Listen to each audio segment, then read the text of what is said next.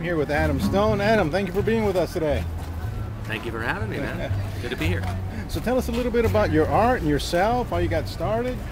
Wow, that's an interesting question. That'll get me to think for a bit. I've been doing this particular show here in Beverly Hills for over 20 years, believe it or not.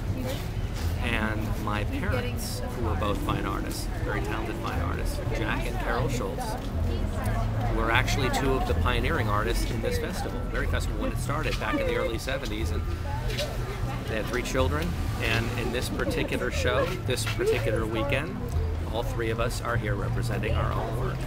And so that's how I kind of started in the business. I had 2 parents who did it, and we were reared in a house where everybody was always tripping over somebody else's easel or sculpture or a new masterpiece. And so it's kind of like a family business, family blood. And so my work is contemporary, as you can see, kind of surreal, a bit fantastical.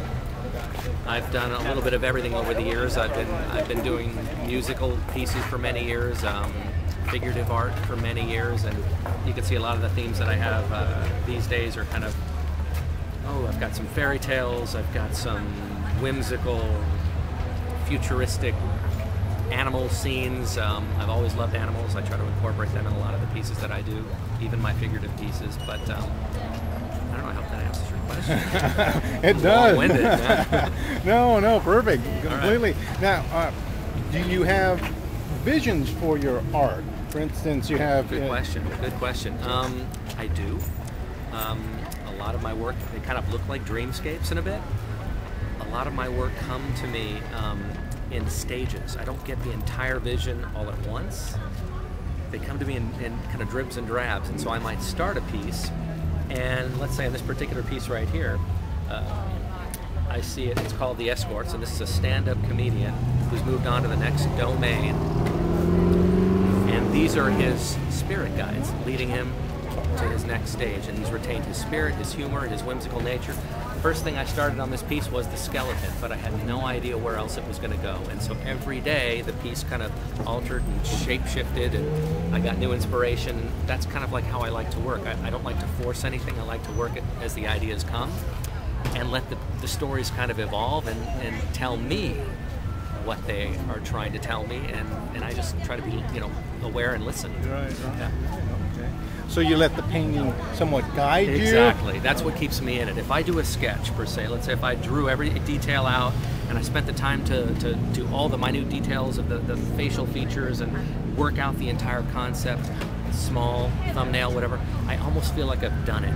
Like I've been there and done it, like I've got it out. Yeah. So at least this way, I just throw the canvas up and I go, and it just draws me in every day. It's something I look forward to. Yeah. Okay. Were there certain artists that really inspired you? I know your work is very unique. Were there some contemporary artists or some classical artists where you draw from, and perhaps Well, I'd have to say Dali. Yeah. You definitely can see some of the Dali influence. Picasso, for a lot of what he did in terms of breaking ground on an entirely different way of seeing and depicting images and people and objects and whatnot. He opened the door for a lot of people to think differently and express themselves in a very original, kind of out there manner. And who else? Dali, Picasso. I love Caravaggio. I was just in Spain. I got a chance to see Goya. I got a chance to see Velasquez, Rubens, you name it. I mean, across the board, I'm just a big fan of all different types of art, across the board. Yeah. How about art history? Do you read a lot about their lives and history of art in general? Does that help draw? I have in the past, and I do tend to read on specific artists that I'm interested in at times, but generally it doesn't play as big of a part in my life. I just like to know things every now and again for research I might be doing for a piece or whatnot, but it's not like I'm a constant student of history per se. Right. I have my moments, but I'm always looking through the images, and I'm always doing research on past works and where the art market and the art world is at today, current trends and whatnot. I stay up on things in that. No, that's an interesting Yeah. point. Now, with the current trends, do you try to gear your art that way, or is it just so happens that you might make something that is in at the moment? Oh, you know, that's tough to say. I kind of just do what I do, and it finds its place.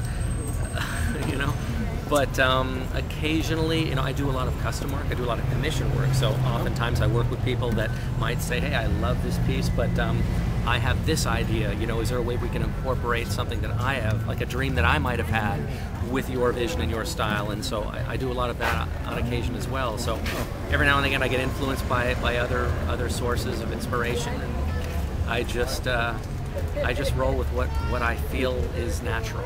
You know, I don't jump on the bus. Right. Yeah. Why don't you give us your web address so people can see some of your work? Fantastic. Well, tune into www.adamstone.com and you'll be able to see all the latest and greatest. And I've got some great video of a lot of my newer pieces. I think you'll have a good time. Great store. You can buy some of the prints on there as well. And I look forward to hearing your comments. Wonderful. Adam, thank you again All for right, doing thank this. you.